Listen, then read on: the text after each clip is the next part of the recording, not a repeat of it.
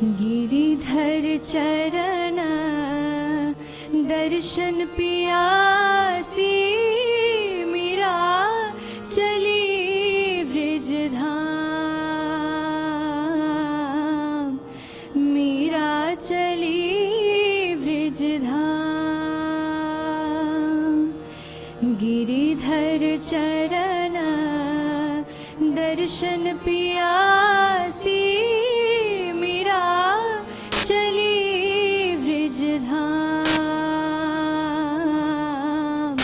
मीरा चली ब्रज धाम। आने नहीं जाने, आने नहीं माने, आने नहीं जाने, आने नहीं माने, आने जाने तो कुछ काम,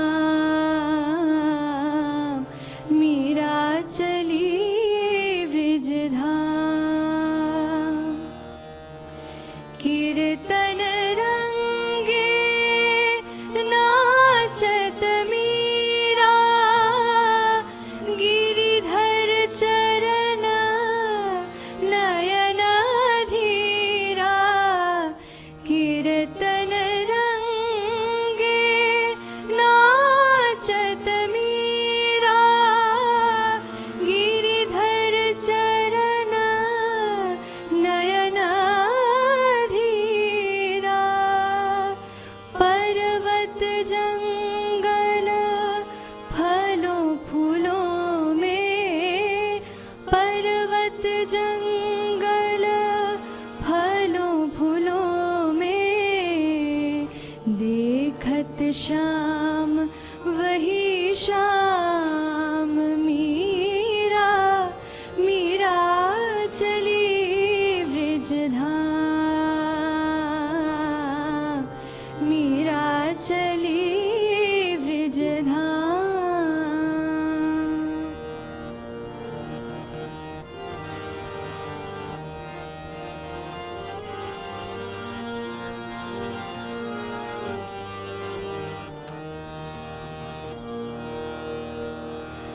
हो गई मीरा बावरी, पुकार रहे कहो गिरिधारी। हो गई मीरा बावरी, पुकार रहे कहो गिरिधारी। मीरा के प्रभु गिरिधर नागर, मीरा के प्रभु गिरिधर नागर। कहा श्याम पुनः धाम, मीरा मीरा चली ब्रज धाम, मीरा चली ब्रज धाम। आने नहीं जाने, आने नहीं माने, आने नहीं जाने, आने नहीं माने, आने जाने तो कुछ काम, मीरा चली ब्रज धाम, मीरा चली ब्रज धाम, मीरा चली ब्रज धाम।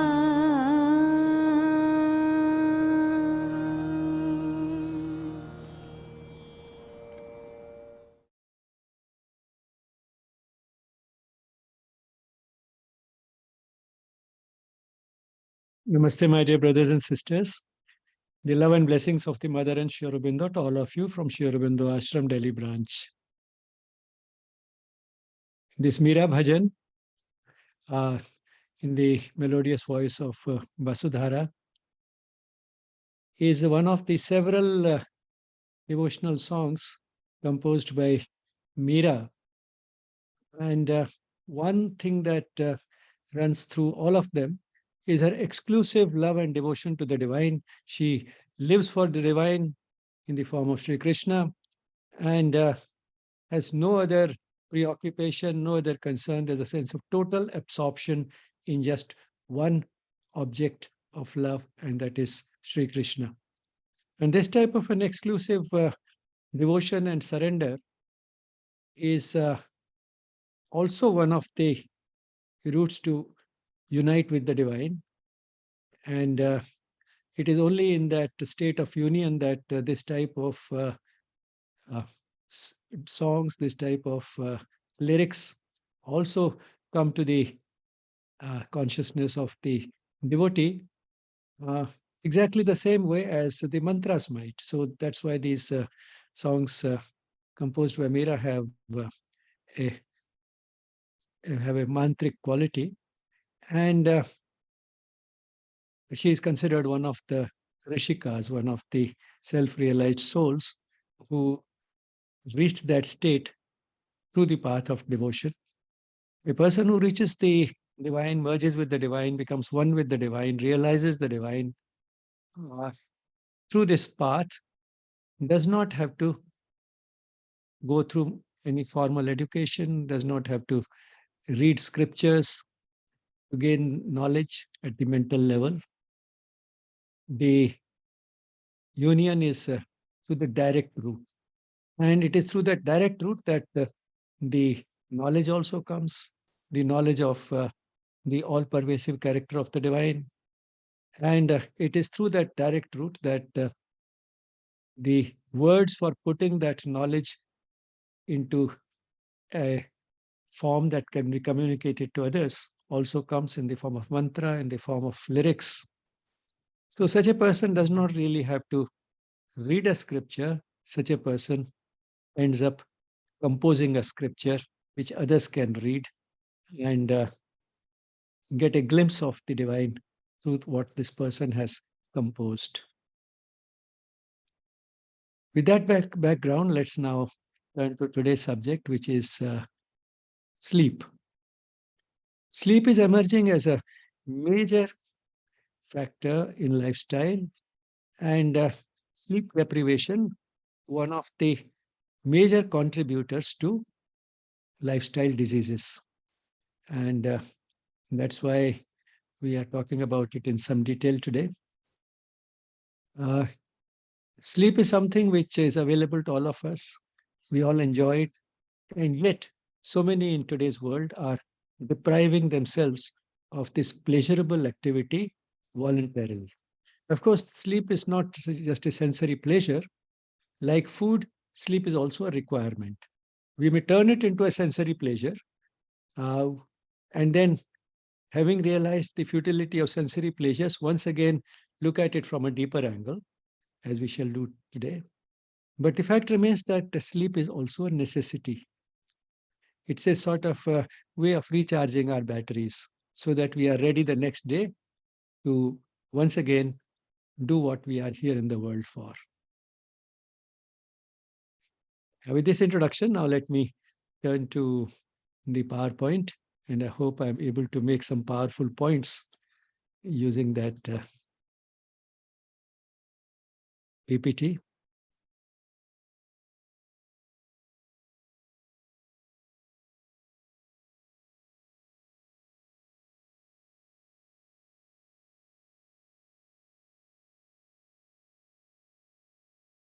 Let me start with a quote from the mother.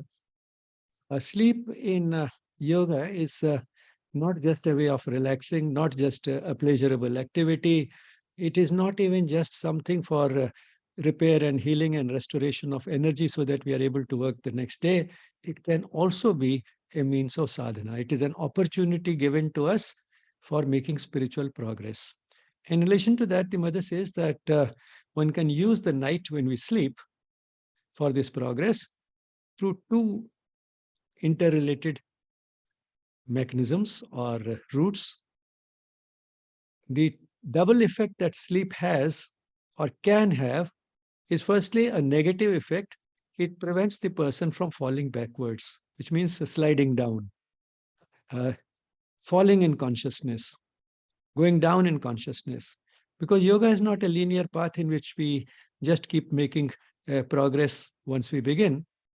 Uh, because of our limitations and feelings, which take long to disappear and seldom disappear completely, even in an experienced seeker, uh, we keep making those mistakes, we keep doing those things, which instead of taking us further towards the goal, take us backwards. And sleep can be an opportunity which can help us prevent falling backwards by giving us that silence, that period of inner silence, when we can reflect and see whether during the day we did something which we are ashamed of, which made us go a step backwards, and then resolve not to repeat such things, uh, thereby uh, reducing the possibility of falling backwards and also strengthening our aspiration. So it can help us prevent falling backwards and thereby losing whatever one has gained. That indeed is painful, because there are certain types of lapses in which years of work done by way of sadhana can be wiped out in a minute. That type of lapses also do occur even with pretty advanced seekers. And one can understand that that sort of lapse can be in the areas particularly of sex, related to sex. So sleep helps us by reinforcing our aspiration and taking care of even minor lapses, reflecting upon them, going through that inner churning, which may reduce the possibility of falling backwards again, by giving us that silent space at night and an opportunity for this inner churning. Sleep has this negative effect of preventing us from falling backwards. It also has a positive effect. Uh, that is, it can help us make some progress. One can reestablish the contact with one's deepest self, the psychic being, the representative of the divine in us, the divine spark, the soul, the dynamic aspect of which is the psychic being. One can reestablish that contact and thereby increase the possibility of progress, strengthening our aspiration, and by this inner work of trying to reflect on what we have been doing, which we should be ashamed of, and what we have been doing, which we can be proud of, in the sense of having done something right, and not just to pat ourselves on the back, but also to look at that progress that has been made as something which came as a result of divine grace.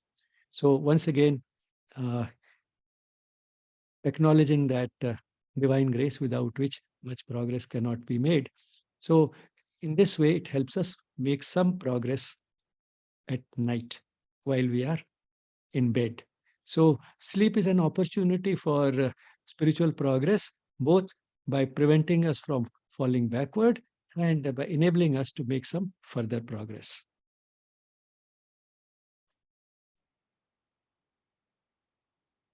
Now, here is the architecture of sleep. Now we turn to something more serious and what you may call scientific. Uh, and these waves are all waves recorded from the scalp, that is the surface of the head, uh, by placing electrodes there. And this type of a recording is what we call an EEG, or an electroencephalogram. Now, this is the rhythm of the awake but inattentive state. This is the rhythm, beta rhythm is the rhythm of the awake and attentive state. When a person starts falling asleep, then he goes through these 4 stages of what is called slow wave sleep. Called slow wave because at the culmination of this process in stage 4, the waves are much slower, that is at a much lower frequency than in the awake state, either of these. It's much slower than either of these, awake and inattentive, awake and attentive. It is much slower, a much slower rhythm than that. And this is the rhythm that we call the delta rhythm. It is slower but higher in amplitude. Uh, this is stage 4 sleep or deep sleep, and it's called slow wave sleep because the waves are slow. Deep sleep because the person is very difficult to arouse from this state, whereas when the person is in stage 1 or 2, the person can be easily woken up again. But in stage 4, it's very difficult to wake up the person. So it's also deep sleep. It's also called dreamless sleep because during this phase of sleep, the person does not dream. So to start with, everybody's sleep is a slow wave sleep. But then the person goes into REM sleep. REM sleep is the dream sleep because it is during this phase that the person dreams. And it's called REM sleep because during this phase there are eye movements. This is the electroencephalogram showing that this actually closely resembles the rhythm of the awake and attentive state, the beta rhythm. So in a way, you can say the brain has the type of activity which we have in the awake state, and this we can easily understand because during the dream, the person may not be aware of the so-called the real world, but at the same time, the person has created a world for himself in which there are things happening, and the person may be actively participating in them, and therefore the person is actually attentive, although asleep. So this is dream sleep or deep sleep, also called REM sleep or rapid eye movement sleep, because the eyes are moving as if trying to trace with the eyes the events that are happening. And this we can observe in an electrooculogram EOG. If we record that, we find that the muscular activity, the activity of those muscles which move the eyes to and fro, left and right, up and down, these eyes, these movement, these muscles are active.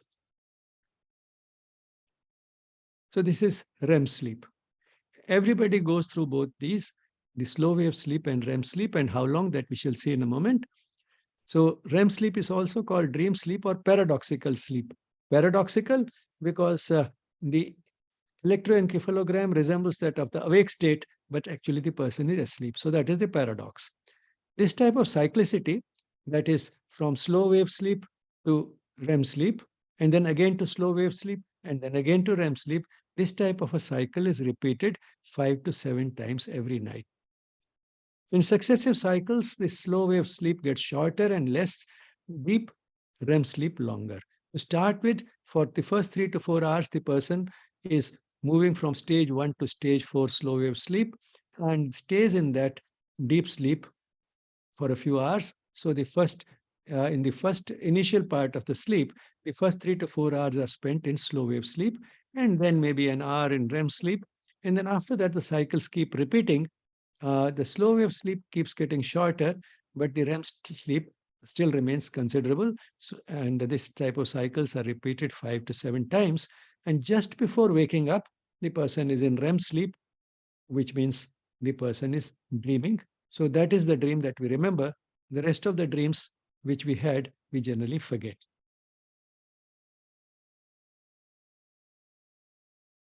What are the functions of these two types of sleep? They're rather poorly understood.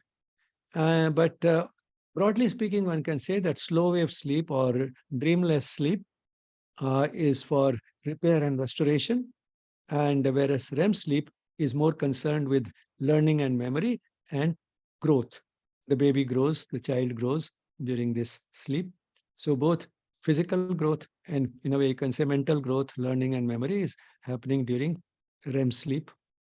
And this is not only learning of what we learn, say, in school or otherwise, but also learning to move the limbs properly.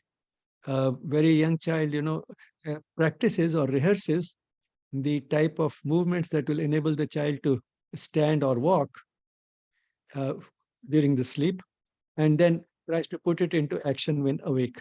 So through this type of bedtime rehearsal, the child learns to use those muscles properly without actually falling. So that's a sort of a risk-free way of practicing those movements overnight, and that's why the child can do it better during the day, less risk of falling, because at night the child practiced quite a lot without any possibility of falling.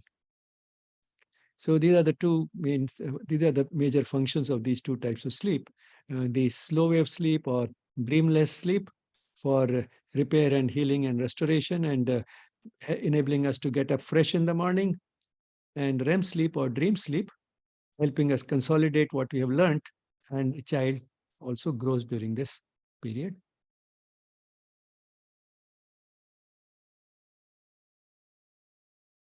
Now, sometimes a person might have slept for just 4 to 5 hours and still gets up quite fresh. Why does that happen? That happens because during these first 4 to 5 hours, he has spent most of the time on slow wave sleep or dreamless sleep. And it is during this that the repair, healing, and restoration happens. And that's why the person may feel quite fresh even after 4 to 5 hours of sleep. But then REM sleep is also important. Therefore, one should not try to restrict the sleep to just 4 to 5 hours. Sleep also shows quite a bit of variation with age. The total duration of sleep generally declines during childhood and youth, but stabilizes at the age of about 30 and after that stays constant. It's a common myth that in old people need much less sleep. That is not really true. Once it has stabilized at about 30, the total duration of sleep that is necessary stays more or less constant, and usually it is from 6 to 8 hours. The change that happens as the person grows older after 30 is that by the time the person is about 60, after that, the total duration may remain the same, but the architecture of the sleep changes. And what happens is that slow wave sleep uh, remains mainly in stage 1 and 2. The person has less of the really deep sleep of stage 3 and 4. And that's why it is easy to wake up an elderly person, not so easy to wake up a young person, because even if the person is asleep, the elderly person is most of the time in a slow wave sleep, stage 1 or 2, which are rather shallow types of sleep. He rarely goes into stage 3 and 4, and therefore easy to wake the person up. The duration of REM sleep does not change much in old age. The percentage of the total duration of sleep spent in REM sleep stays essentially constant after the age of about 30. And when it comes to slow wave sleep, the character changes. It is mostly stage 1 and 2, which is shallow. And in the old person, the sleep also tends to become biphasic. He may uh, complete some of his sleep requirement by sleeping for an hour or two during the daytime and the rest at night. So at night, he may sleep a little less, but then the person makes up for it by sleeping during the daytime. Doesn't happen to all the elderly people, but all the same, this is a fairly common pattern and it is within the normal range. Now, if you look at the variation REM sleep, that is the at different age as a percentage of total time spent in sleep, we find that when the child is in the mother's womb, the fetus, it spends all the time in REM sleep. If the child is delivered 10 weeks before time, it's a premature newborn, then 80% of the time is spent in REM sleep. And this newborn, if it is 3 to 4 weeks premature, it spends 60% of the time in REM sleep. If it's a full term newborn baby, then it spends half the time in REM sleep. A young adult spends about 20%, and an old person also spends about 20% of the time in REM sleep. So after that, this percentage spent in REM sleep becomes constant. But in the older person, the character of the slow wave sleep changes. It becomes shallow, confined primarily to stage 1 and 2. The person does not slip into stage 3 and 4, which is the really deep dreamless sleep. So in short, we can say that the young are dreamers. They spend more time in REM sleep, percentage wise, whereas the elderly hardly sleep because dream sleep is not really sleeping. The person is in a way awake and participating in some activity. And when the person is in dreamless sleep, the person is in shallow sleep and can be woken up easily.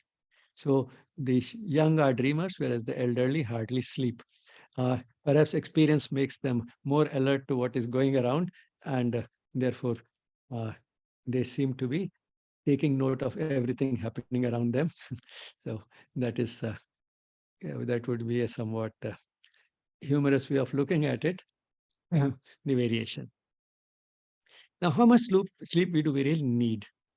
It varies with the individual. Uh, Most adults need 7 to 8 hours of sleep a day, but some can manage with 6 and some need at least 9. But how much does one individual need? How much does a given individual need? How much do I need as an individual? The best way to estimate is the roundabout way. The duration of sleep that keeps symptoms of sleep deprivation away is the amount of sleep that I need. It's somewhat similar to the best way to estimate the amount of food a person needs. The amount of food that helps the person maintain constant body weight. That is the best way to estimate how much food we really need. In the same way, the best estimate of the amount of sleep that an individual needs is the duration of sleep that keeps symptoms of sleep deprivation away. Uh, and of course, this applies to good health. In illness, more sleep may be required because, if nothing else, more of repair and healing has to happen. And nature has organized that very well. Some of the chemicals released by the immune system when a person is ill not only stimulate those immune mechanisms which will confine the germ by restricting its growth, by killing it, and so on, uh, by activating those mechanisms which will help the body take care of the germ. But the same chemicals, the very same chemicals, also raise the body temperature because at a higher temperature, all the metabolic reactions work much better, including the mechanisms for repair and healing. And the same chemical also induces sleep so that the person sleeps longer. So here there's a coordinated effort achieved along with the economy of effort. The same chemical fighting the germ through the immune mechanisms, uh, the same chemical raising the body temperature. So fever is a, up to a point, fever is a desirable response to an illness. It helps us heal. So the same chemical raising the body temperature and the same chemical also forcing the person to sleep longer, which is what the person needs for repair and healing. Now, how does a person know that the person is not sleeping enough? The person gets symptoms of sleep deprivation. What are those symptoms? The symptoms are that the person feels sleepy during the day. The person feels tired during the day, easily fatigued. The person feels irritable. He gets irritable, gets angry easily, may get easily frustrated or anxious. They find it difficult to concentrate on mental work, particularly, and that leads to poor mental performance. The blood pressure may go up. The person feels more hungry than he should and tends to sort of uh, take more of mid-meal snacks, etc. And thereby the person may also put on weight. The person may have a tingling sensation or a feeling of pins and needles in the limbs. If a person goes with this type of symptoms to a doctor, the first response is to prescribe a cocktail of vitamins B1, B6, and B12 because the deficiency of these may give rise to these symptoms. But one should also think of sleep because sleep deprivation can also give these symptoms, irrespective of the vitamin deficiency.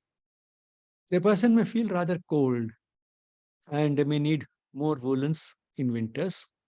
These are some of the symptoms of sleep deprivation, but the first few are generally enough to give us an indication that I have not slept enough. The person knows it, and that's why it is happening. So if the person feels sleepy, tired, and cannot concentrate on work, the person knows that it is happening because I did not sleep well. How about long-term sleep deprivation? That is not just for a day or two, but for weeks and months at a stretch. That in turn leads also to impaired immunity so that the person starts getting attacks of common cold, diarrhea, etc. more frequently. Because of the hunger that the person feels during sleep deprivation, and if this happens for weeks and months and years uh, at a stretch, then the person gains weight. And both because of the impaired immunity, the derangement of various body functions, and gain in weight, and the person becomes more susceptible to the various lifestyle diseases like diabetes, hypertension, coronary heart disease, and in case of women, polycystic ovary disease. And the person may have depression and other psychological symptoms like feeling stressed, feeling drained out, feeling uh, uh, weak, and so on. But the symptoms may not be purely psychological, they may also be psychosomatic. That is, the mental distress may start manifesting in the form of physical symptoms like chronic gastrointestinal problems such as hyperacidity, peptic ulcer, and irritable bowel. Irritable bowel could be primarily in the form of diarrhea or predominantly constipation or alternating constipation and diarrhea. And one of the common symptoms in irritable bowel is a sense of incomplete evacuation. So these are some of the things that can happen because of the psychological symptoms, which in turn may be because of chronic sleep deprivation.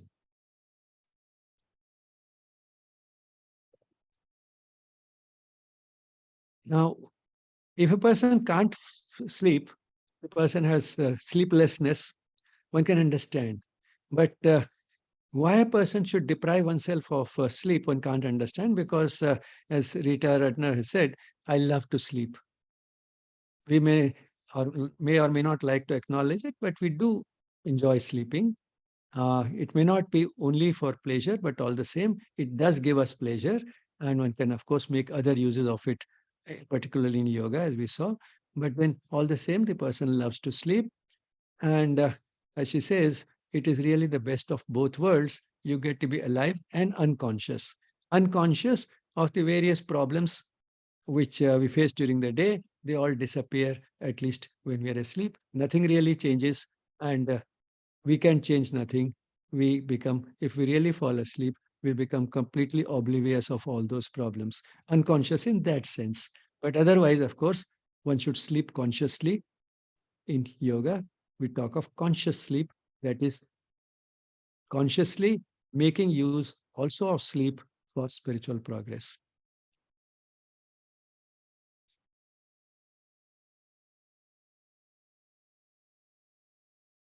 Voluntary, that is, deliberate, willful sleep restriction. And that is becoming very common. And one needs to understand, why are people cutting down on one of the pleasant necessities of life? It's not just pleasant, it's also a necessity. And it's a necessity that is pleasant. Why are people still cutting down on it, which, although it is available to everybody, completely free of cost? Some of the reasons why people are sleeping less is too much work to do. And that is becoming sort of the norm. Overwork, as if unless one has worked enough to not get enough sleep, one has not earned one's bread. Then the avoidable is not avoided. Apart from the work, what can be avoided is also not always avoided for various reasons. Uh, for example, uh, spending some time with the family. So, if and dinner may be the only time when one sits down, and so instead of finishing the dinner in half an hour, the dinner gets prolonged and the dinner gets extended to some other activity which the family might do together, like an after dinner walk, or worse than that, settling in front of the TV, uh, gossip, and so on. And then that is also the time when one may like to catch up with friends and other relations, other relatives who are not living with us, but by calling them, by uh, sending WhatsApp messages, by responding to WhatsApp messages, sending emails, etc., etc. So to stay in touch. Now, these are some of the things that socially do matter, particularly in collectivistic cultures like ours. And uh, very often, if someone takes a stand that, uh, sorry, it is important, I am enjoying the conversation, I'm enjoying the activity, but all the same, sleep is more important, I'm going to bed, the person will be considered an odd one out. And particularly if the person who says so happens to be the poor daughter-in-law in the house. And therefore, whether she likes it or not, she also joins in the family gossip and the all the activity that goes on well into the night, because the night is something which is our own. So going to bed late is always an option. So raat to apni hoti hai. So you go on extending the night for such activities which are avoidable, but you do not avoid them. And finally, when everybody does go to bed, it is already late, but then there might be a small little baby in the family who went to bed at the right time, and then the baby gets up soon after. The rest of the family has retired to bed. And then who looks after that baby? Again, the same poor daughter in law. And then who gets up early in the morning? Again, the same poor daughter in law, because she has to get the tiffin ready for the husband who is to leave for work. So the result is that uh, she is the one who ends up getting the most sleep deprived, even if she's conscious of wanting to sleep well. So whatever is avoidable is not always avoided. Uh, and we feel that somehow we are able to catch up with everybody, and we are able to uh, satisfy all requirements of life, uh, requirements of work, and requirements for staying socially alive. We are able to do all that because the night is ours, and in the process get up, go to bed late. But then getting up too late is not always an option, not only for the daughter-in-law who has to get the tiffin ready and so on, but also for others, because after all, the school bus still does come at 7 o'clock in the morning. The one has to leave for work at 8 o'clock, and so on. So the fact is that, and then the traffic gets too heavy if one gets late, leaves home late. So the later one leaves, the more the traffic one meets. So all these things, prompt us to get up not too late. So we go to bed late because we feel that, well, in any case, the night is always available to us, and still not get up too late. So what is between going to bed and getting up is what gets shorter, and that is the sleeping time.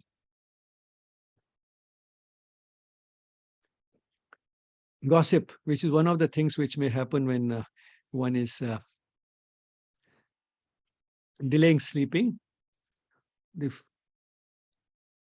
And here is a beautiful quote on gossip, which is one of the those activities which people not only spend time on, but also seem to enjoy. To gossip about what somebody is doing or not doing is wrong. To listen to such gossip is wrong. To verify if such gossip is true is wrong. To retaliate in words against a false gossip is wrong. The whole affair is a very bad way of wasting one's time and lowering one's consciousness. So, not only is one wasting time and delaying sleep, one is also lowering the consciousness, which is just the opposite of what the aspiration is on the path of yoga. Now, what can we do about it? One can fix one's priorities. What is it that really matters to us? Uh, Sleep or the other avoidable activities? Secondly, develop a strong willpower to do what we think is good for our physical and mental health, for our spiritual health.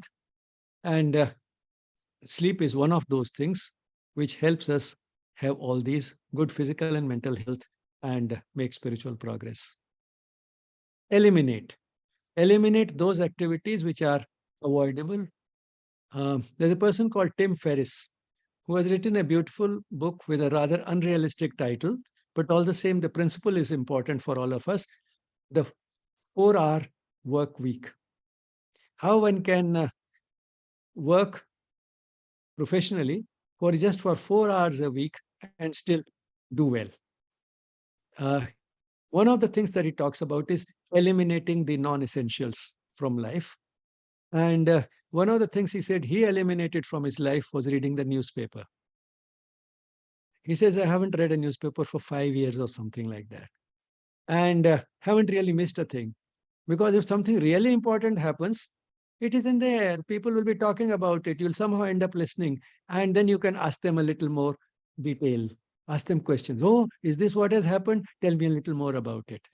So they get the pleasure, a double pleasure. Firstly, what an ignorant fellow he is. Huh?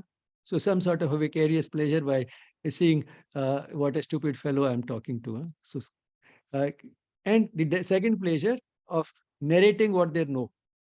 So they're enjoying telling what they know, enjoying the pleasure, getting the pleasure of listening to their own voice, and also considering the person in front of them a fool.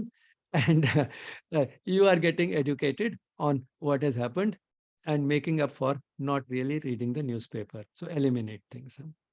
Be efficient at work. The same work can be done more efficiently.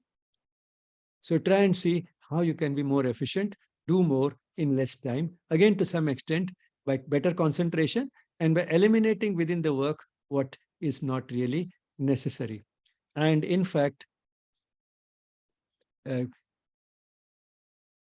good sleep helps us be more efficient because we can concentrate on work, particularly mental work, better. And even physical work does involve some degree of mental involvement.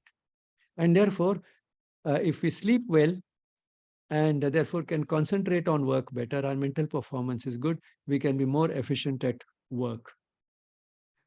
So the little extra time that we spend on sleep helps us be more efficient during the day, and that is something which will make up for the time spent on sleep. So sleep is not a waste of time, it helps us be more efficient during the day.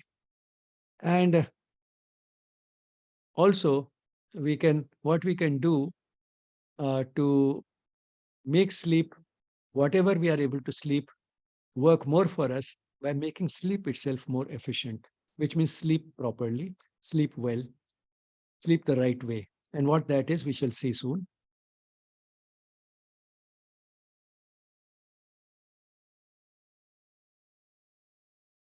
Now, if we sleep 8 hours a day, we have 16 hours available for work during the day. Not that all these 16 hours will be working, there are a lot more that is required in the daily routine, what in Ayurveda we call dinacharya.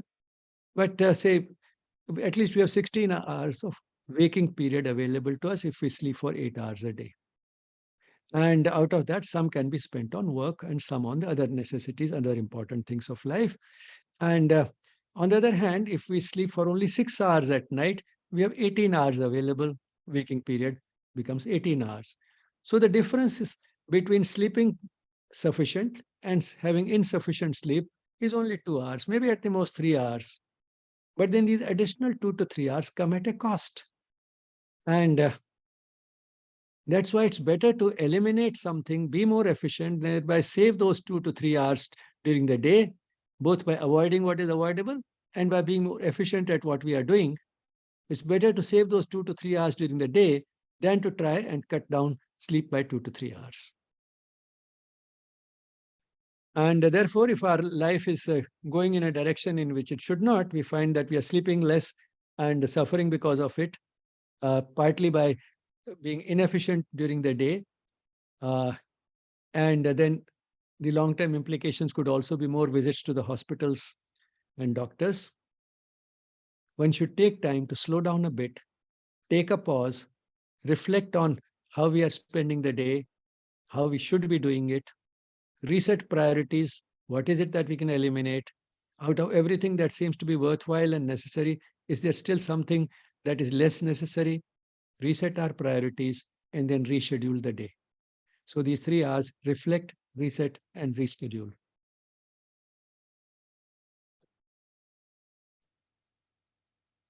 Well, some people are sleeping less voluntarily because of work, etc., overwork, etc. But then some people may go to bed, spend enough time in bed, but find it difficult to fall asleep and end up also having the effects of sleep deprivation. Sometimes sleep restriction and the inability to sleep may be interrelated.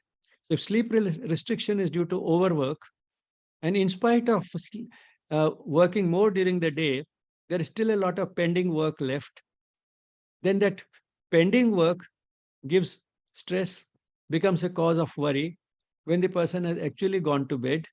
And that worry, that stress due to the pending work, makes it difficult for the person to fall asleep. So the person has voluntarily restricted the sleep time, and whatever time he has kept for sleep, the person is unable to sleep. The person is still thinking of the work that he could not do, which is still pending. So the two may be related, but sometimes they're not related. The person actually spends more time in bed. The person may spend 9 hours, 10 hours, 11 hours in bed, but the person has really got very little real sleep. Now, insomnia can be of three types. The causes and the treatment remain essentially the same, but all the same, it can come in different patterns. The person may find it difficult to fall asleep, but once the person has slept, the person gets a sound sleep at least for 5 to 6 hours. The second pattern could be that the person goes to bed and falls asleep easily, but gets up very early, maybe at 2 in the morning, and after that finds it difficult to fall asleep.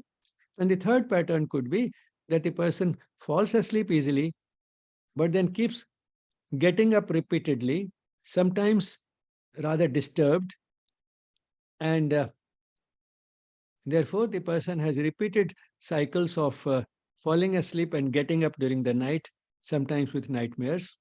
And that's how the sleep remains disturbed throughout the night.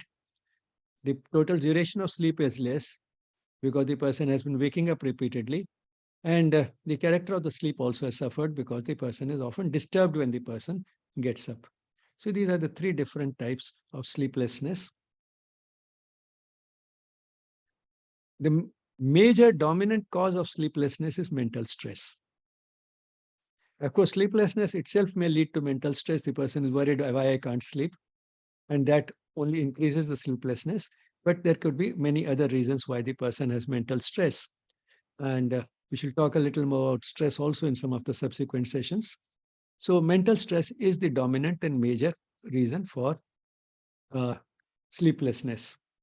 Then the person may have inadequate physical activity during the day. Apart from mental work, some physical activity is also necessary. And one of the things that can happen due to inadequate physical activity is that the person uh, finds it difficult to fall asleep at night. Then mental excitement just before going to bed, like reading a thriller, watching a movie with a lot of violence, etc., or having a heated argument with somebody just before going to bed, maybe in person or on the telephone. Now, excitement can also be because of pleasurable events. A pleasurable event also keeps repeating itself at night, and the person keeps thinking of that pleasurable, exciting event that happened during the day uh, when the person is in bed, especially if it happened shortly before going to bed. So, all types of mental excitement, particularly that happens just before going to bed, within an hour or two before going to bed, can lead to sleeplessness. Then, tea and coffee. Some people can have a cup of tea or coffee just an hour before going to bed and still fall asleep. Some people can't, even if they had that tea or coffee 3 to 4 hours before going to bed. So the sensitivity to tea or coffee differs. And in general, as the person progresses on the path of yoga, actually becomes more sensitive to the effects of tea and coffee. Whether it is raising the heart rate or whether it is difficulty in falling asleep, to all these effects of tea and coffee, the person becomes more and more sensitive. So tea or coffee uh, shortly before going to bed can also be one of the reasons for sleeplessness, and then sleeping at the wrong time. Because there's a golden time to sleep. If the person has delayed it to 11 o'clock or midnight, then that itself becomes a reason for difficulty in falling asleep. This is a deliberate repetition, uh, just to sort of get a reminder on what can happen as a result of long-term sleep deprivation, that is chronic sleep deprivation, whether it's voluntary or whether it is because of sleeplessness or a combination of the two, because the two can be interrelated. Voluntary restriction and difficulty in falling asleep, as we saw, due to pending work, the person sleeps, has restricted the sleep. On top of that, this pending work itself becomes a reason for worry, and the person finds it difficult to fall asleep. Or say a child preparing for the exams spends less time, reserves less time for sleep, spends more time during the day studying, but then at night the student still gets anxious about the exam, about the type of results that the person might get, about the score in the exams, and the result is that the person finds it difficult to fall asleep. So chronic deprivation of sleep, no matter due to a voluntary restriction or due to sleeplessness, can lead to impaired immunity, so more attacks of common cold, etc.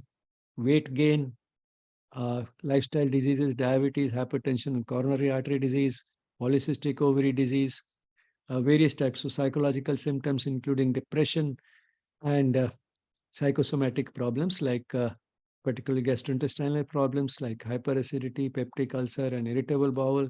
And because of all this cluster of diseases, uh, losing some of the time that the person thought the person gained by sleeping less by repeatedly going to doctors and hospitals. Apart from everything else, it also costs time.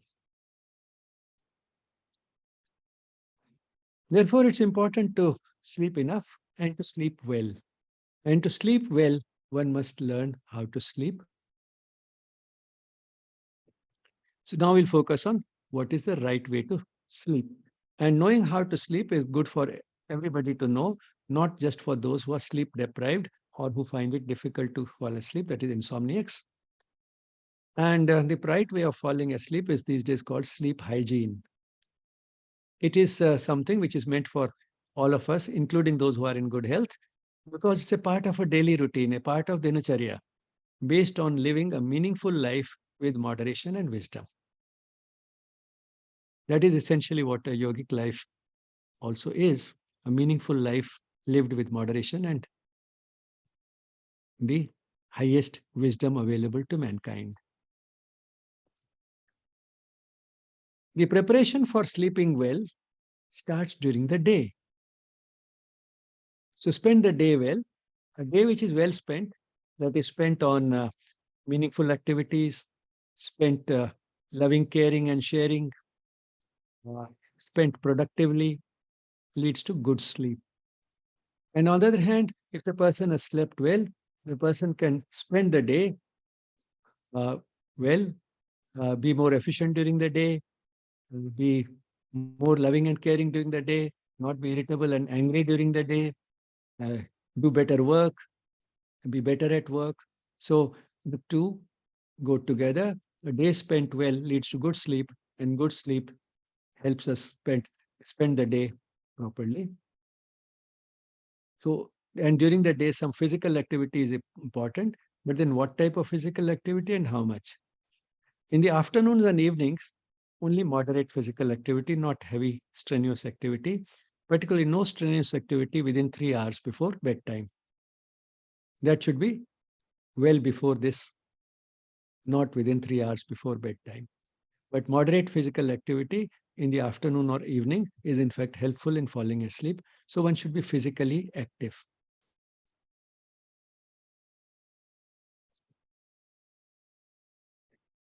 Continuing with how the day should be spent so that we can sleep properly. If at all a person sleeps during the afternoon, which may be a necessity for the elderly, at least some elderly people, the afternoon nap should be short, preferably just about 1 hour. Then the dinner should be both early and light. Early, strictly speaking, it means before sunset. But if that is too unrealistic in the modern world, then at least one should eat before 8 o'clock in the evening, early and light. And avoid tea and coffee in the evening. Avoid smoking or nicotine, because smoking or any other nicotine products like the nicotine patch or nicotine gum and so etc. Can also keep a person awake. And alcohol also can keep a person awake. So avoid alcohol within 2 hours before bedtime. Of course, for various other reasons, one should not take any, one should not smoke and one should not use any nicotine products either, as we saw in the previous session.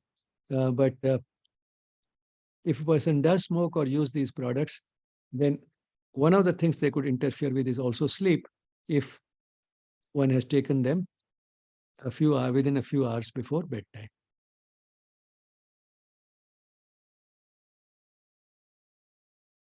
Now, after the person has actually gone to bed, then what should be the routine?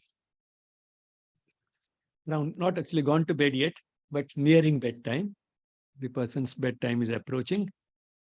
And the last 1 hour before bedtime should be spent on something which is peaceful or relaxing, like reading a a relaxing book, listening to soothing music, having a loving conversation. Then one should avoid too much of fluids close to bedtime. This will help uh, uh, continuous sleep rather than sleep getting interrupted by going to the toilet for emptying the bladder.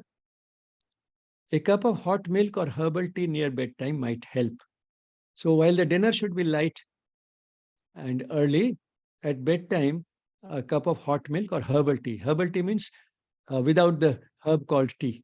Mm. It's just something like black pepper and uh, ginger and so on. So that type of herbal tea, not the proper tea, so-called tea.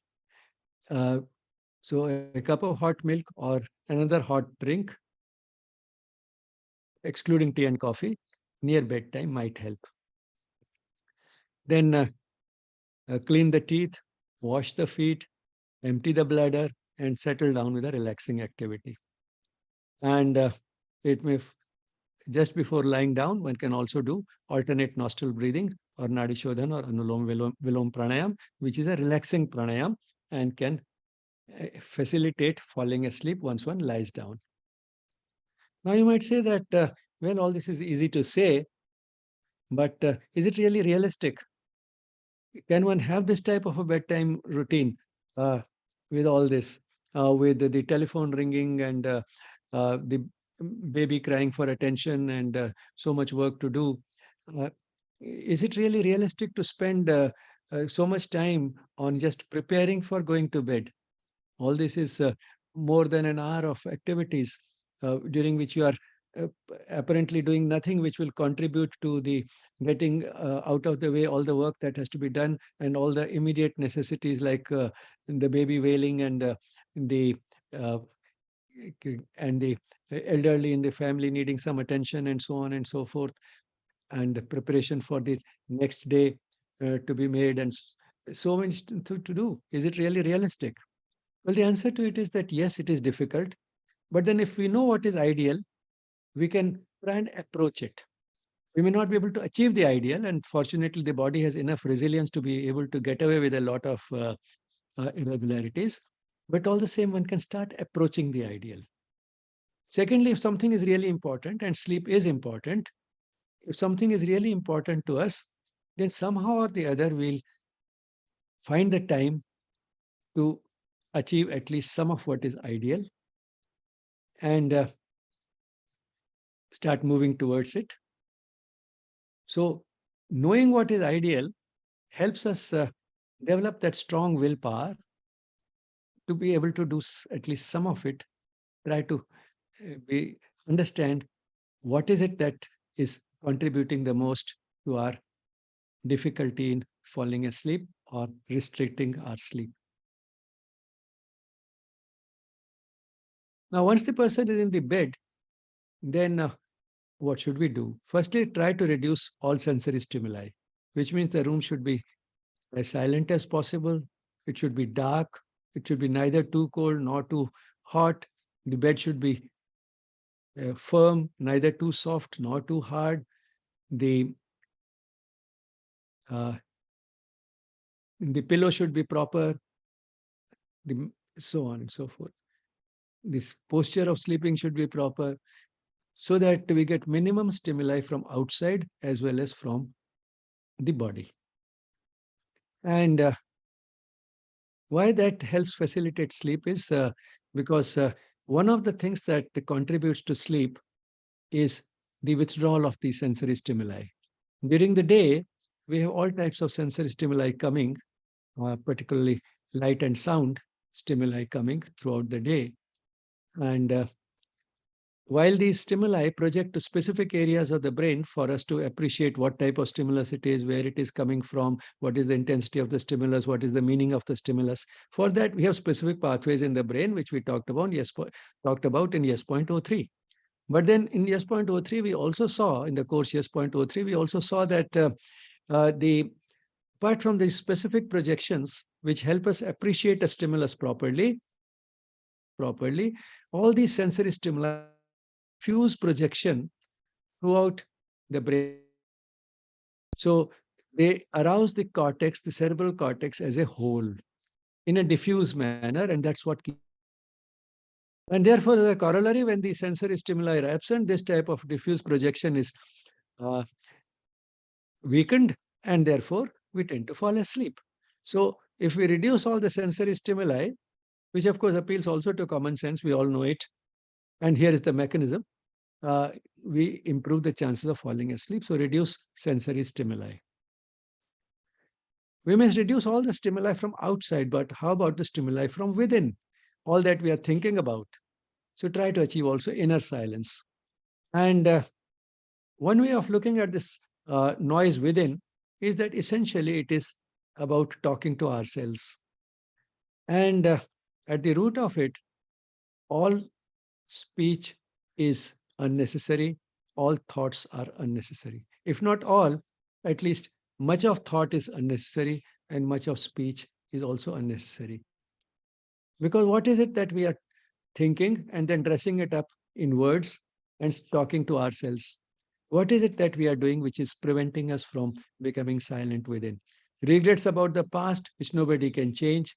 Anxieties about the future, which we have very imperfect control on and we know nothing about. And thinking about people, particularly those who did not behave well with us now or even 10 years earlier, what the person said to me, what the person did to me, which is something which we can do nothing about because we can't change others, we can change only ourselves. So much of the thoughts are unnecessary, and dressing them up in words and talking to ourselves is totally fruitless. And if we realize that, that itself will help us achieve silence within. Then pray. Uh, what one prays, how one prays can be individual, but prayer is important, and particularly at bedtime, some of the important things to think of would be gratitude to the divine for all the blessings and blessings which we may not fully deserve, which is because of divine grace. So, gratitude for that divine grace and asking for forgiveness for what all we should not have done, gratitude for all the good things that we succeeded in doing, and then uh, praying that we get good sleep so that the next day our batteries are recharged and we can have an opportunity to work for the divine yet one more day. So, these are some of the suggestions for how a prayer might be formulated. But then, prayer is more of an attitude rather than have a strict necessity for formulating into words. And that is what matters the most. The best prayer, perhaps, is a silent prayer with just that attitude of ingratitude. One can relax the body from the toes to the top, as one does in Shavasana. Relax the feet, the legs, the abdomen, the chest, the fingers, the arms, and give a little more attention to the head and neck region where one strains. If a person is able to take like spending the day properly, have a good bedtime routine, and the sensory stimuli have been reduced, the one has achieved inner silence, one has prayed, then if the person starts relaxing from toe towards the top, the person will probably not reach the top. The person would have slipped into sleep by the time you are halfway up the body. But then it's also possible that the person may still not be able to fall asleep. Then the person can actually start meditating. And a typical meditation is 15 to 20 minutes. So the person can spend those 15, 20 minutes on meditation. And before the person is conscious of having been meditating for 15, 20 minutes, the person has actually fallen asleep. And That is okay, because to fall asleep while meditating is one of the best ways to fall asleep. So, in a way, there are three routes to sleep. One which is the wrong way, and that is feeling completely exhausted, so that one just can't stay awake. One head keeps dropping, and the person is dozing, and then he finally says, "Well, now I think I have to stop." And the person just collapses on the bed and falls asleep quickly. Now, this is not the right way to sleep. This is the wrong way to sleep. And the mother says that this is lapse into tamasic inconscience. This is not conscious sleep. The person will not get up refreshed. The person will get up tired in spite of having slept for a few hours. So, this is not the right way to sleep. The right way to sleep is that when it is bedtime, take a conscious decision to sleep. You're not exhausted. It's not that you can't stay awake anymore and have no choice but to just throw yourself on the bed. The person is taking a conscious sleep, pray, and slip into sleep. Or decide to sleep, pray, relax, and meditate. And while meditating, slip into sleep. These are the right ways to sleep. And if a person feels the necessity to meditate, in a way, it's a blessing in disguise. Further, makes the sleep more conscious. So, in a way, the third way is the best way to sleep.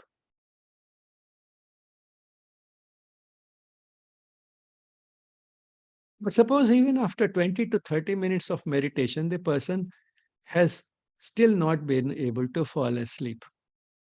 Then what should one do? First thing is, do not worry. It's not a disaster.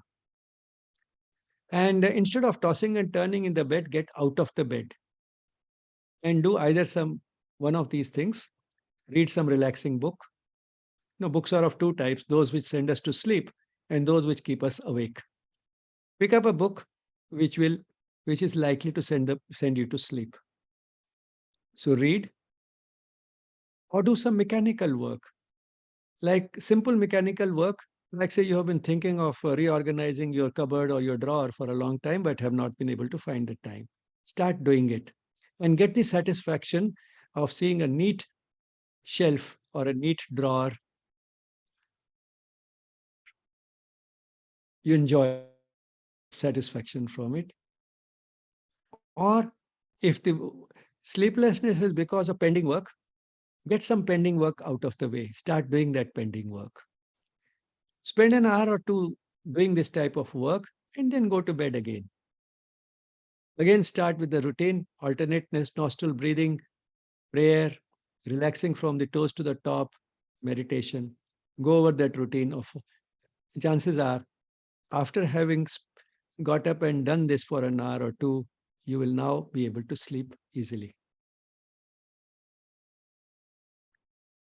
When a person is not unable to sleep in spite of having meditated and all, here are a few do's and don'ts which are important. As we saw just now, get up and do something, read, do some mechanical work, or get some pending work out of the way. Secondly, take it easy.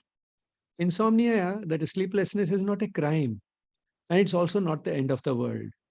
Just relax, even if you have an important lecture or meeting the next day, because an occasional sleeplessness for a day or two happens to just about everybody.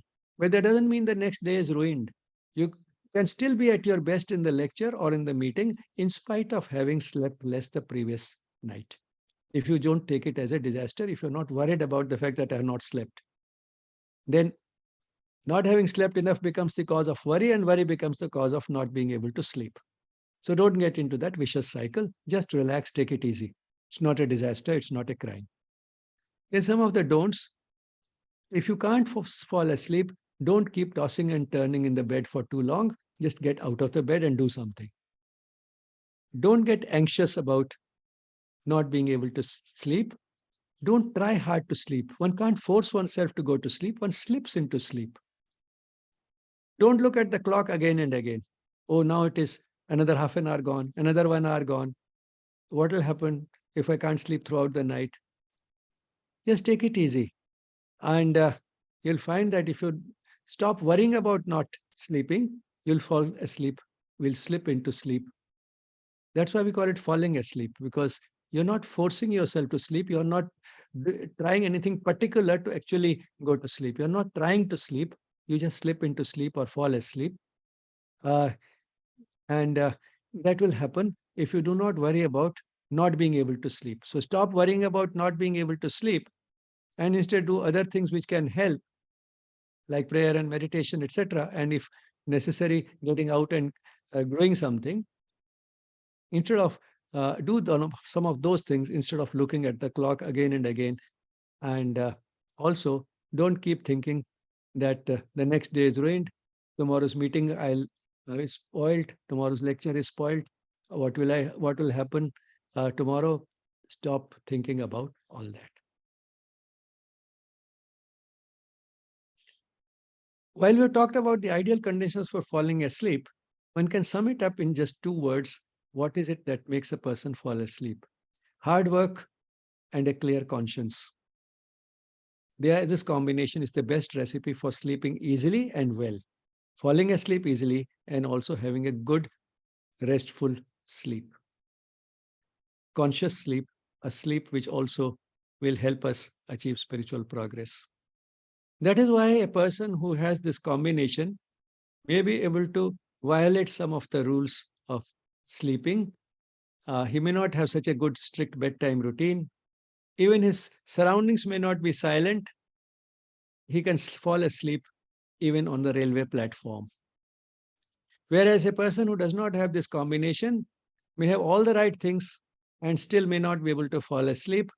A person who has not done hard work, and the person who has worked but not with a clear conscience during the day, uh, is the one who may be sleeping on a beautiful bed but not being able to fall asleep. As they say, money can buy a very good bed but not sleep. What it can buy is a visit to a doctor. What it can buy are sleeping pills, but they are not a substitute for good quality and sufficient sleep. So the best combination is hard work, good work, work that helps us grow spiritually, and a clear conscience, that is listening to the inner voice coming from the dynamic aspect of the soul, the psychic being. So how to sleep? Let's continue that. Sleep consciously.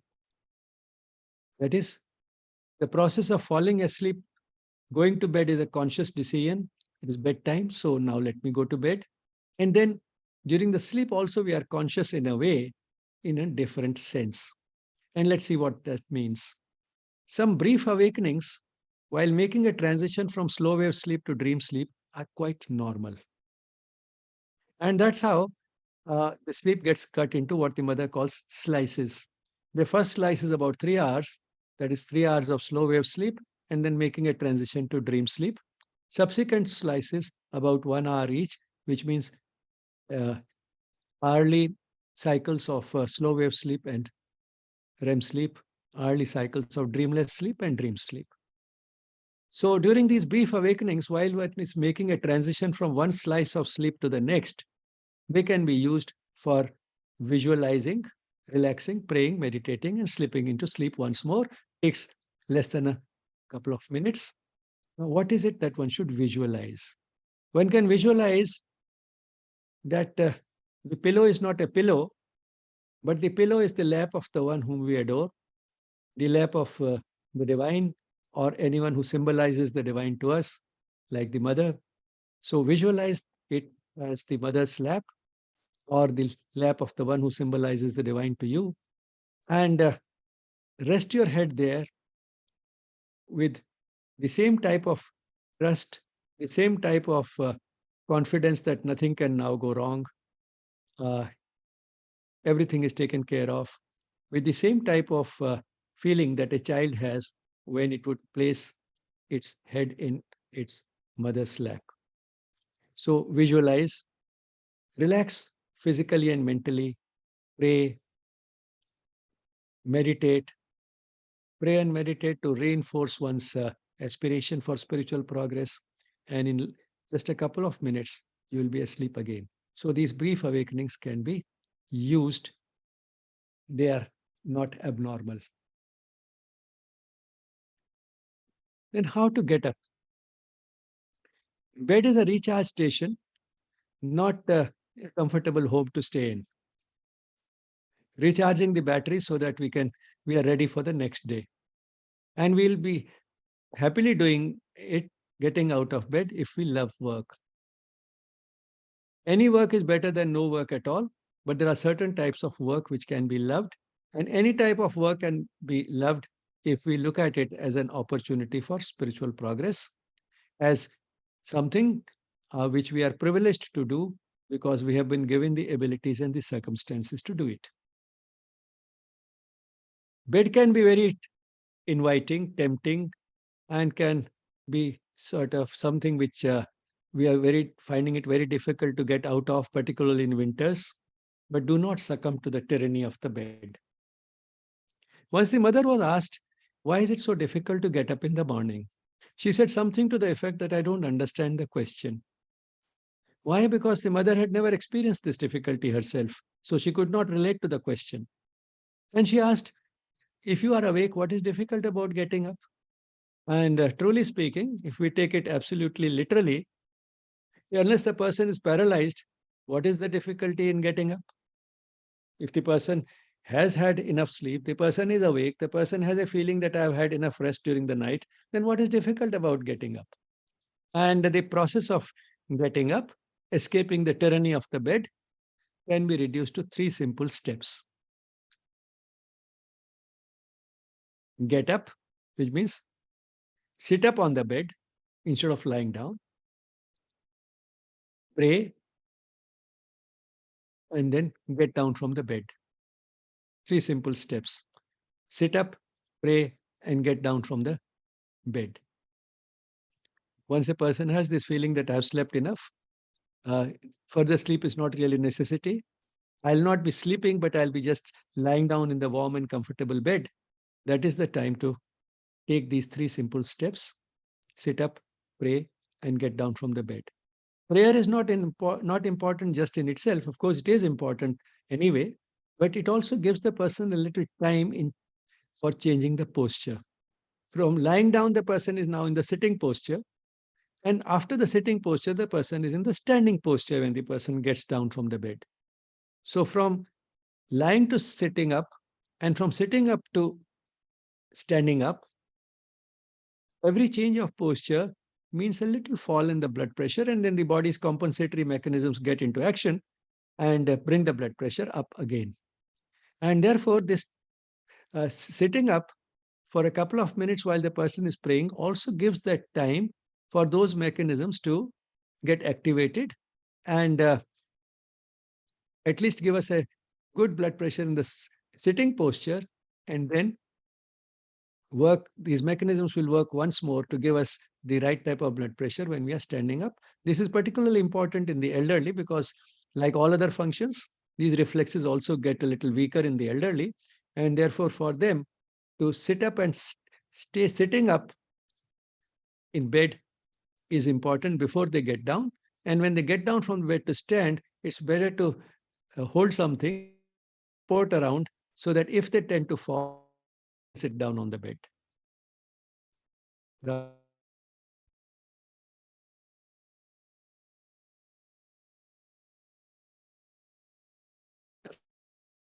Sleep deprived. One of the tendencies to do uh, when a person finds that one is sleep deprived is that uh, if there is work is less, or say on Sundays, one can afford to get up late, so get up late. One can't make up for lack of sleep by sleeping too much on a particular day. It has to be a fairly regular process. One should not sort of incur a sleep debt, so to say, throughout the week and then try to make up for it by staying in bed for 11 hours on Sunday. That doesn't work. Also, sometimes the sleep deprived, if they have an opportunity, then they feel I have not slept well for 3 days, so today let me go to bed at 7 in the evening or 8 in the evening. That again doesn't work. You can sleep a couple of hours before your regular time. You can't sleep too early and fall asleep. You'll just stay awake in bed, waste time, and not really be able to sleep. So don't try to sleep too early. And don't use sleeping pills because they create dependence. And once one gets dependent, one also needs a higher and higher dose for the pill to work. One gets develops tolerance, and they induce only shallow, dreamless sleep. That is stage 1 and 2 sleep, very little of REM sleep. And because the sleep is not deep and not complete, doesn't have both those stages, it induces mainly shallow, dreamless sleep. There's very little of dream sleep. If one sleeps with the help of a sleeping pill, that sleep does not give us the full benefits of sleep. However, still, tranquilizers and sleeping pills may have some justification for short-term use when it's going through a stressful period in life and nothing else is working. For a couple of days, one may use them, but one should not use them regularly for falling asleep. Long-term uses should be avoided as much as possible. And with all the things that we've talked about, I've seen that people are successful in actually giving up sleeping pills. Even if they have become dependent on them, they are able to give them up. This can be done.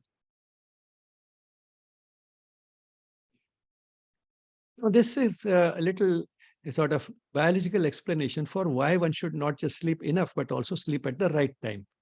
Because sleep and wakefulness are just is just one of the rhythms, 24-hour rhythms that we have in the body, which are called circadian rhythms. And these are tied to the light and dark cycle because it is through the eyes that we receive the light and perceive darkness when that light is missing. And that in turn communicates to the hypothalamus, which is the circadian rhythm generator in the brain. So the hypothalamus does have a 24-hour rhythm, but it becomes more and more tied up to the light because of its linkage with the eyes. Turn communicates this rhythm to the spinal cord, the sympathetic, which are in turn connected to the and to the and that's how stress and then to the pineal, which produces melatonin, which is the sleep-inducing substance. So this is and then the pineal has not just the melatonin, which puts us to sleep. Melatonin has several other functions, and that is how uh, this 24-hour rhythm is something complex, which involves a lot more cycles in the body than just sleep and wakefulness. So here is the light period. This is the period of darkness, and it is during the dark period that the pineal secretes melatonin, as we can see, and the body temperature falls, the activity levels come down, we feel less active during the night.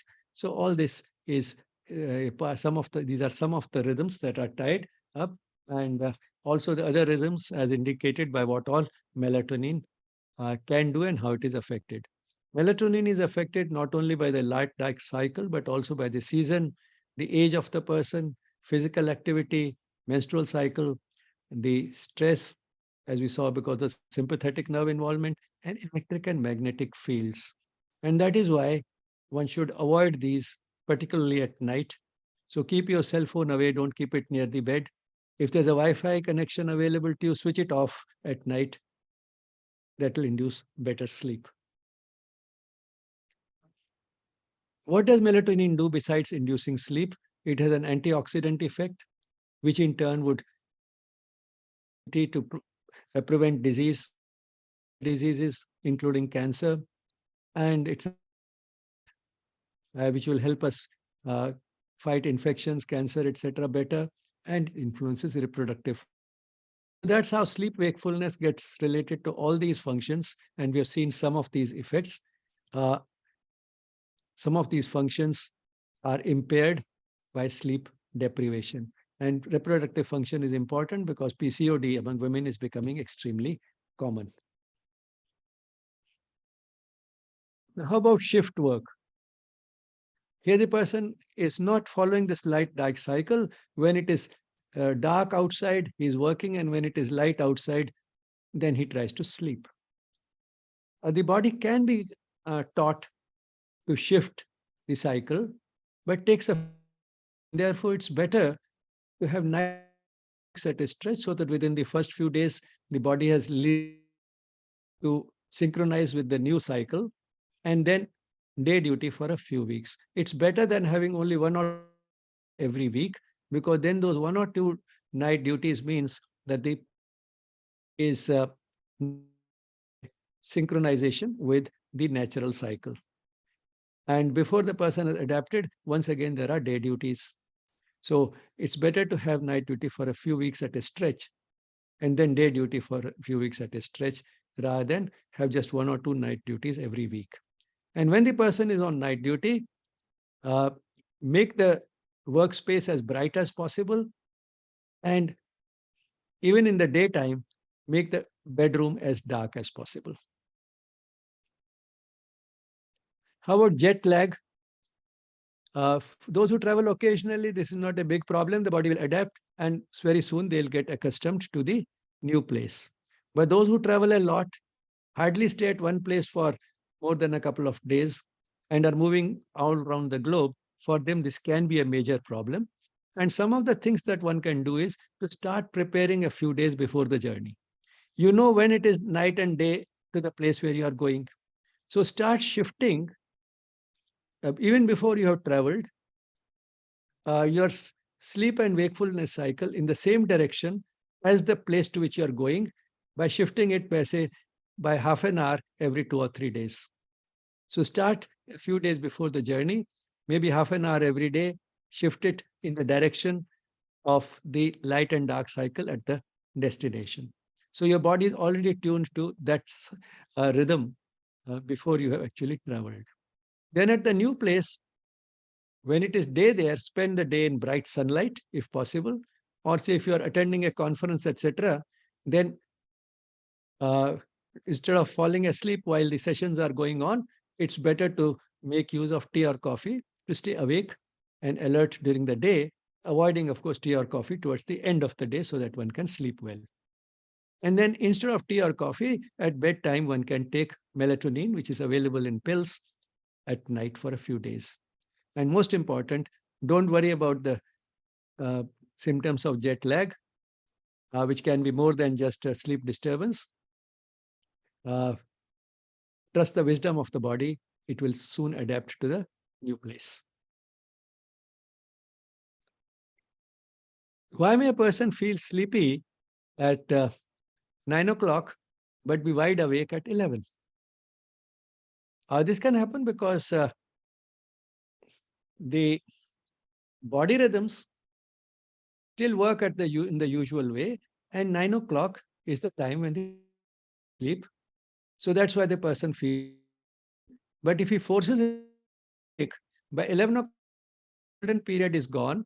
The body rhythms are no longer tuned to sleep, and therefore the person may find that now I can stay awake for another 1 hour if necessary. And the person goes on to midnight. In terms of Ayurveda, one would say that from roughly 6 p.m. to 10 p.m. is the beginning of night, and that is the time when kapha is predominant, kapha is heavy. That is the time when the person can fall asleep. But following that, after 10, from 10 a.m. to 2 a.m. is the pitta kal. That is the time when one is more active. And therefore, the person gets active during that period. Not only he gets active, during the daytime, that is the time when we can digest food well. And therefore, at night also, if the person is awake, the person may start feeling hungry. But then that is not the right thing, because the pitta kal of night is not meant for eating. The pitta kal of night is meant for metabolizing what has been eaten during the day, for giving a sort of a boost to the metabolic processes, repairing them, activating them. It's meant for that purpose, not for digesting food which has been eaten during the pitta kal itself at night. Is it okay to use an alarm to wake up? No, for a variety of reasons. The alarm may ring at the wrong time. It may ring at a time when one is in deep sleep, or one is having a dream. Now, that is not the time to wake up. One should wake up spontaneously at the end of a dream, uh, when the person is fully rested. So that is the time one would wake up spontaneously.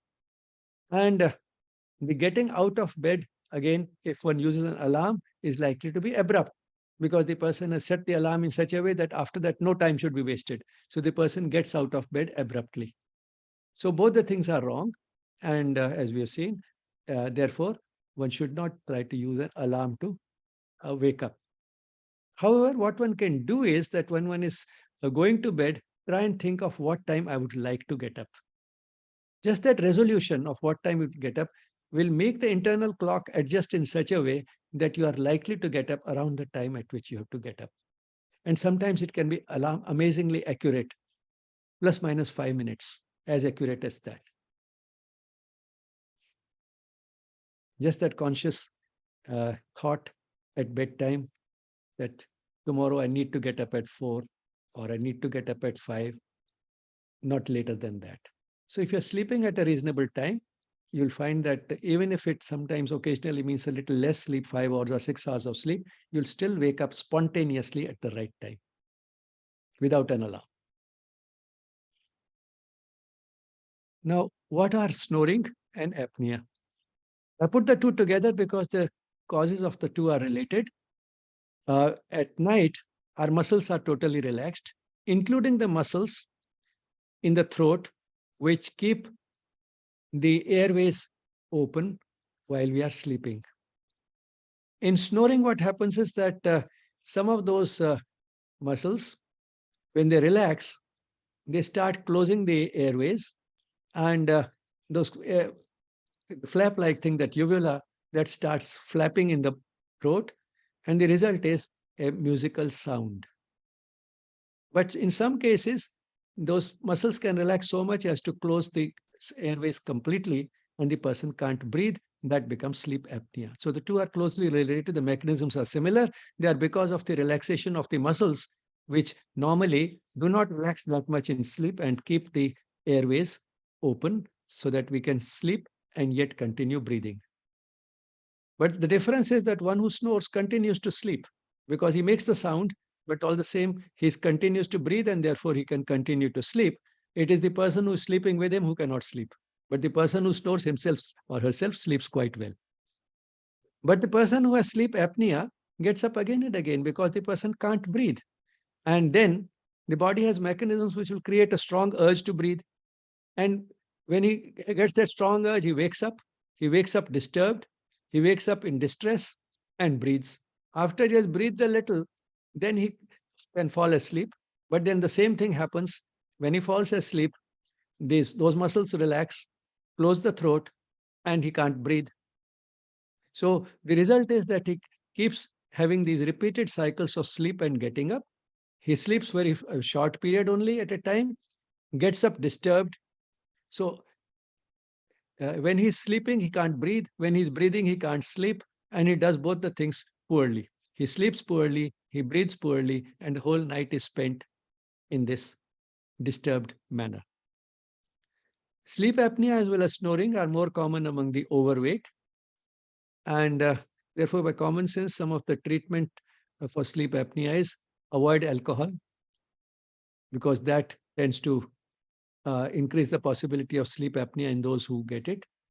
Lose body weight, because more common in the overweight people. Losing weight may help. And then sleep on the side, not on the back, because apnea is more likely when one is sleeping on the back. The airways close more easily when one is sleeping on the back, so sleep on the side. If all this doesn't work, then one can seek professional help, and some types of help are now available. Now, this course is essentially about yoga, so we keep turning to yoga and spirituality repeatedly, and life is related to these basic aims of life. So yoga and that yoga does involve physical activity, which we have seen is important for falling asleep, and also has relaxation techniques like Shavasana and Nadi Shodhan Pranayam, etc.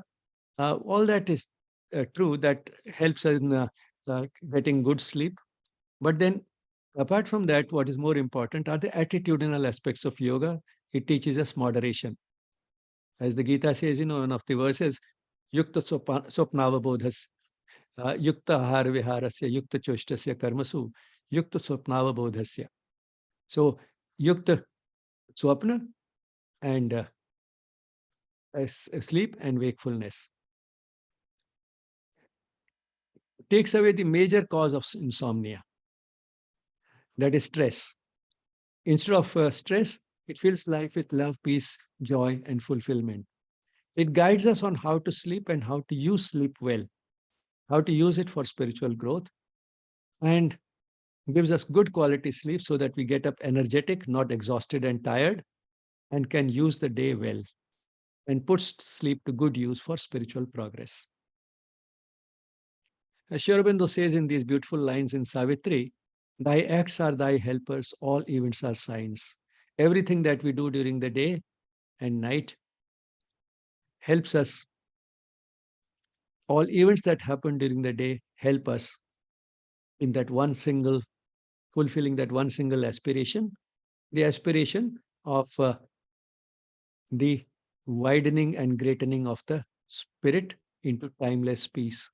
And in this entire process, waking and sleep are also opportunities. Sleep is also an opportunity. How about these four states of consciousness described in the Upanishads? Jagrat, Supta, Swapna, and Turiya. Jagrat is the awake state. Supta is the dreamless sleep state. Swapna is the dream sleep. What is this fourth state, the Turiya? Now, Turiya is essentially the Rishi's consciousness, the mystic consciousness, in which the person has the equanimity of the Supta state, is not affected by what is going on around, completely oblivious of it. He can stay calm and peaceful in spite of whatever is happening.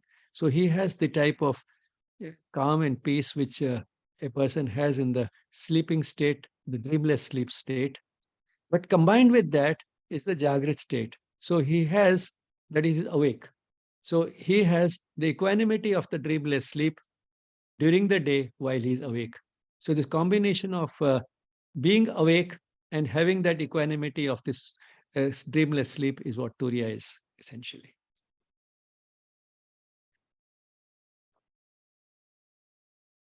Sorry, I have overstepped today in time, about 10 minutes already.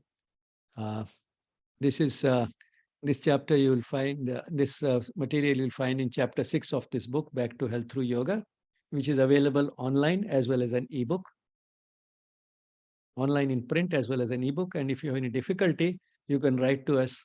We can courier a hard copy of the book to you anywhere in the world. This is an inside view of the meditation hall of Sri Aurobindo Ashram Delhi branch. And post-COVID, for quite some time now, all our activities have resumed and the ashram is open to all of you.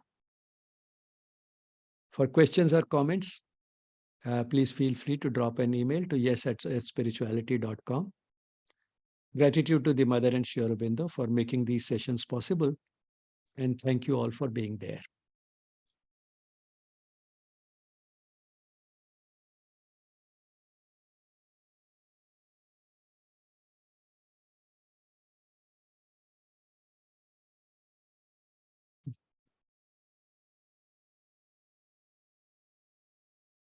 I hope the talk didn't send everybody to sleep.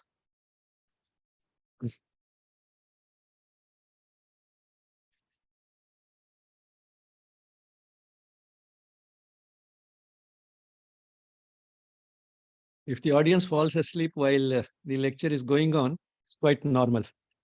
What would be abnormal would be if the speaker falls asleep.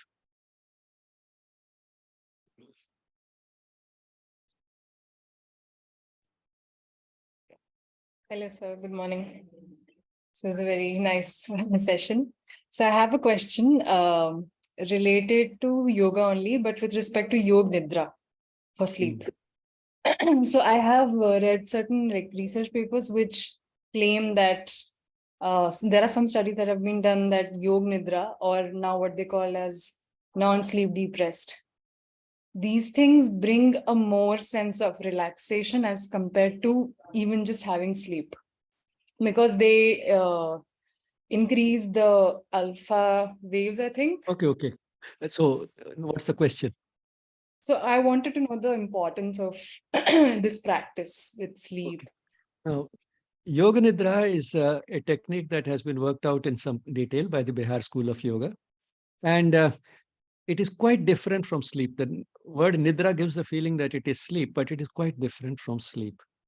And while it may be possible for it to give uh, uh, relaxation of the type that sleep gives and more efficiently, that would require extended practice and expert practice.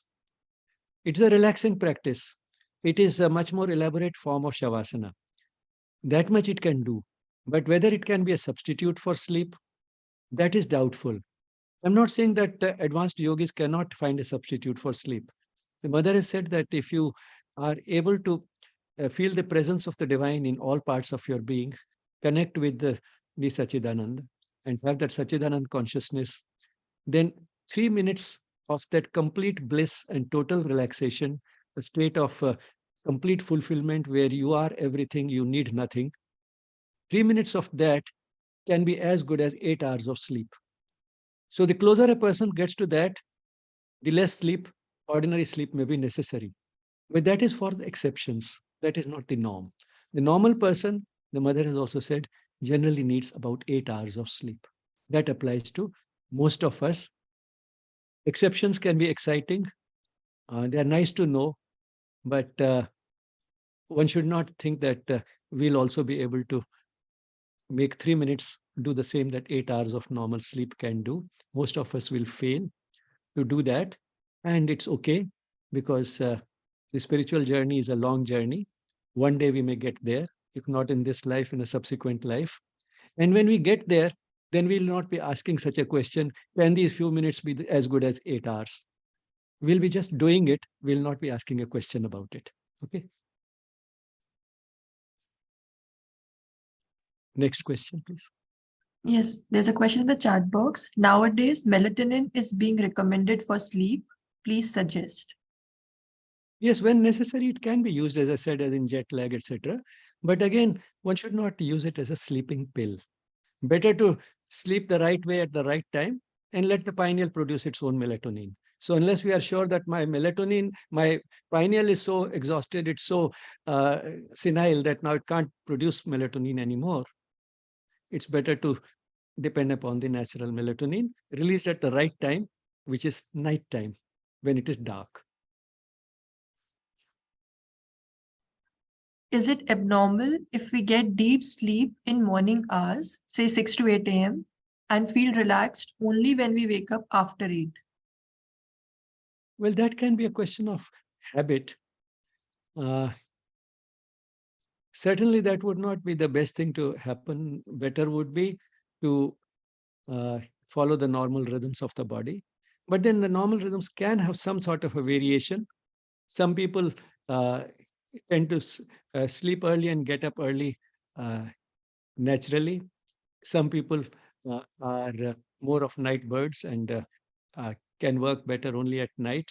Whether those are genuine biological differences or whether it is because of social conditioning, that would be difficult to say. But there are different types of people, and a little variation this way or that way can be within the normal range. Like all biological functions uh, have a range. There's nothing like a fixed normal. There's a range of normals, and that may apply also to uh, these body rhythms. A few hours of variation could be there. So best is to sort of know yourself well, know your body well, and trust it. At the same time, uh, uh, if there is a serious deviation, a very dramatic deviation from what is considered the norm, then try to question yourself seriously. Is it that I'm just taking shelter under the normal variation, or am I really that different? Shift by a few hours. Say if the variation is too much, then try to shift more towards what is considered normal for most people and see if you feel better than that. One can make small changes more easily. Say shifting by an hour or so is easy. Making a 3 hour shift, say if a person is accustomed to get up at 9 o'clock, will be difficult for the person to try to attempt getting up at 4 o'clock. But the person can try to get up at 7 o'clock instead of 9 o'clock. That is easier. And see whether it makes any difference, whether the person feels more energetic during the day.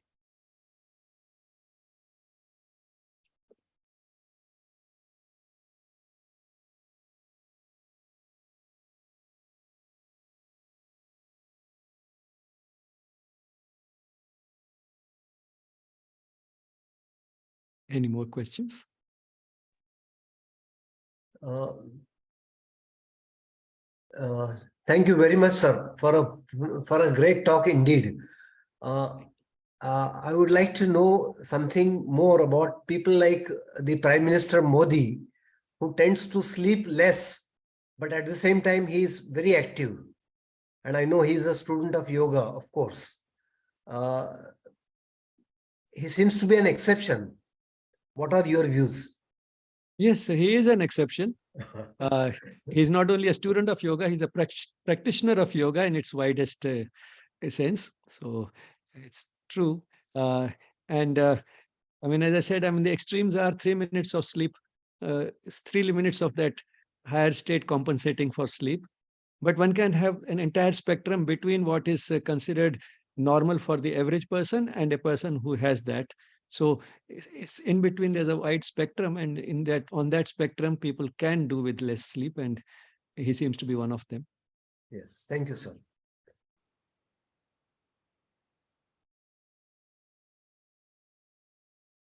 We don't have any more questions in the chat box, so maybe we can close the session with a moment of silence. Thank you, everyone.